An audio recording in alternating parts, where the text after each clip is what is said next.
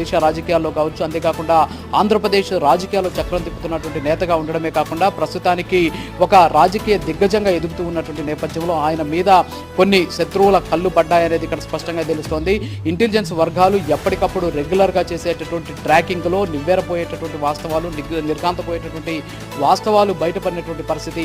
పవన్ కళ్యాణ్ గురించి బయటపడ్డటువంటి కొన్ని టేపులకు సంబంధించినటువంటి అంశాల పట్ల ఇప్పుడు కేంద్ర ఇంటెలిజెన్స్ వర్గాలన్నీ కూడా ఒకంత ఆందోళన వ్యక్తం చేస్తున్నాయి. పవన్ కళ్యాణ్ గురించి కొన్ని గ్రూపులు మాట్లాడుకున్నటువంటి మాటలు వినడమే కాకుండా ప్రస్తుతం పవన్ కళ్యాణ్ ప్రాణాలకు హాని ఉంది, సో ఆయన ముప్పు పొంచి ఉంది అని చెప్పేసి కేంద్ర ఇంటెలిజెన్స్ వర్గాలు చెబుతూ ఉన్నటువంటి పరిస్థితి. అయితే ఏ గ్రూపుల్లో ఈ సంభాషణలు జరిగాయి, ఎవరి మధ్య ఈ సంభాషణలు జరిగాయి అనేటువంటి దాని మీద పూర్తి స్థాయి విచారణ జరుగుతోంది. అంతేకాకుండా పవన్ కళ్యాణ్కి భద్రత పెంచడమే కాకుండా ఆయన కాపాడుకోవాల్సినటువంటి బాధ్యత కేవలం ప్రభుత్వం, కేంద్ర ఇంటెలిజెన్స్ వర్గాలదే కాదు, ఆయన అభిమానులు